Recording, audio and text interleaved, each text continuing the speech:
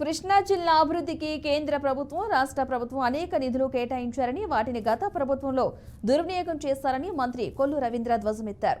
జిల్లా పరిషత్ చైర్మన్ ఉప్పల హారిక అధ్యక్షతన జరిగిన జిల్లా పరిషత్ సమావేశంలో మంత్రి పాల్గొన్నారు.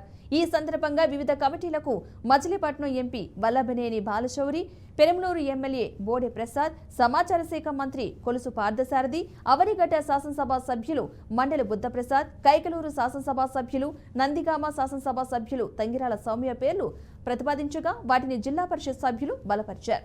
ఈ కార్యక్రమంలో కలెక్టర్ డికే బాలాజీ తదితరులు పాల్గొన్నారు.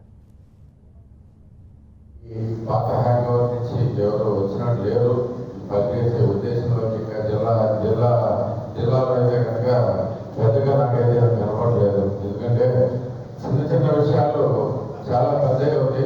ఇప్పుడు చూస్తుంటే మాకు కాలువలోకి నీళ్లు లేకుండా పోయిన పరిస్థితి అయిపోయింది.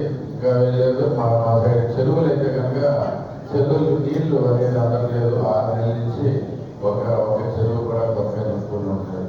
ఇప్పుడే సమయం కానీ మొన్న నీళ్ళు వచ్చినప్పుడు కిందకి వదిలేశారు. పూర్తిగా ఎక్కడ బ్లాక్ చేయకుండా పూర్తిగా వదిలేసి బ్లాక్ చేస్తే కొన్ని కాలంలో కింద ఉన్న బ్లాక్లు కూడా తీపిచ్చేసి పూర్తిగా కిందకి వెళ్ళిపోయిన నీళ్ళు అది వేస్ట్ అయిపోయినాయి.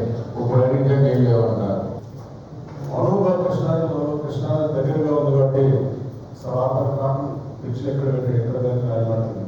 అందువల్ల కాటన్ గారికి ప్రత్యేకంగా మన ప్రేమ అనేది ప్రాంతీయులు మనుషులు ఎక్కువ యూపీ నుంచి వచ్చారు కట్టి డెల్టా ఫామ్ చేయడం వల్ల నదీ పరివార ప్రాంతంలో ఉన్నాడు ఆగలకు దగ్గరగా ఉంటుందని చరిత్ర చెప్పేది రాబోయే నిజం కూడా 100% ఎలా చరిత్ర కలిగించిన అలాంటి జిల్లాలో దానికి కావాల్సినటువంటి నిధులు ఏ రకంగా మనం తీసుకురాగలమో మీరు మనకు మా దృష్టికి తీసుకురండి.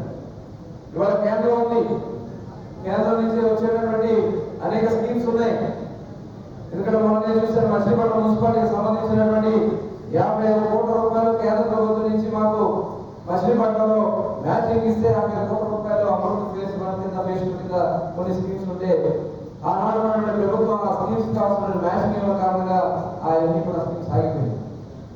సిఎస్ఆర్ ఫండ్స్ ఉన్నాయి మనకి, అవన్నీ కూడా ఆగిపోయినాయి. ఇవన్నీ కూడా మనం తెచ్చుకునేదానికి అవకాశం ఉంది. మీరు సహకరించండి. మీరు మనందరం కలిసి చక్కగా